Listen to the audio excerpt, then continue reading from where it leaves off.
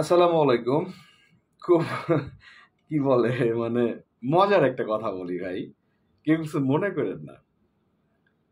২ টা জিনিস এফডিসিতে চালু আছে। মানে কন্টিনিউ এফডিসিতে কেউ কোনো ইউটিউবার গেলে উনারা সাংবাদিক মনে করে, সাংবাদিক গেলেও সাংবাদিক মনে করে, কেউ ক্যামেরা মেলে ধরলে ওইটারও সাংবাদিক মনে করে। এফডিসির একটা গ্রুপ আছে। যে গ্রুপটা সাকিব ভাইরে নিয়ে সিনিয়রদের কথা বলতো, সিনিয়র সাকিব ভাইরে নিয়ে কিছু বলতে গেলে মানে সে প্রোডাকশন ম্যানেজার হোক, ডিরেক্টর হোক, আর্টিস্ট হোক, কলাকুশলী হোক, প্রডিউসার হোক, নায়িকা হোক, নায়ক হোক, মেকআপ ম্যান হোক, প্রোডাকশন ম্যানেজার হোক, সেট ডিজাইনার হোক, যার সামনে ক্যামেরাটা ধরবে সে বলবে আমি শাকিব খানকে বলছিলাম তুই একদিন সুপারস্টার হবি। ওনার ভবিষ্যৎবাণী ফইলা গেছে, এটা বোঝাইতে চায়। আল্লাহ 30টা দিন কেউ না কেউ বলে যে আমি শাকিব খান আমার পাশে বসা ছিল, তারাই বলছিলাম তুই একদিন বড় হবি। ফানি লাগে না ভাই? মানে সেটা আপনি ডিরেক্টর বলেন, প্রডিউসার বলেন, আর্টিস্ট বলেন, চার দোকানদার বলেন, হোটেল ম্যানেজার বলেন, নায়িকা বলেন, এক্সট্রা আর্টিস্ট বলেন, মানে ওই যে পাসিং শটের আর্টিস্ট যেগুলো, ফাইটার বলেন, যার কাছে ক্যামেরা ধরে সে নাকি শাকিব খানকে নিয়ে ভবিষ্যৎবাণী করছিল আমাদের শাকিব ভাই, যে তুই একদিন বড় হবি। সবাই বলছিল, ভাই কে বলছিল আমি আসলে জানি না, কিন্তু সিনিয়র কারোর কাছে ক্যামেরা ধরলে সাকিব ভাই সম্বন্ধে উনি ভবিষ্যৎবাণী আগেই করছিল 20 বছর আগে। এ একটা জিনিস খুব চলে।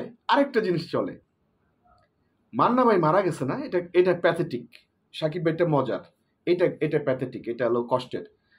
মান্না ভাই মারা গেছে না, যার কাছে ধরবেন ক্যামেরা, নায়িকা বলেন, আর মানে পাসিং শটের আর্টিস্ট বলেন, প্রডিউসার বলেন, ডিরেক্টর বলেন, তারপরে সহকারী পরিচালক বলেন, মেকআপ ম্যান বলেন, আর্ট ডিরেক্টর বলেন, যার কাছে ক্যামেরা ধরবেন মান্না ভাই সম্বন্ধে জানলে, ডান্স ডিরেক্টর বলেন, বলবে ঠিক মৃত্যুর আগের দিন ওনার সাথে আমার দেখা হয়েছে, ওনার সাথে মৃত্যুর আগের দিন কথা হয়েছে।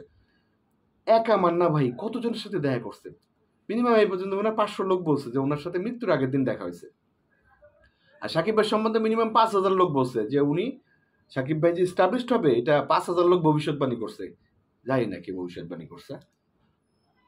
যার যার কর্মফলের জন্য সে আগায়।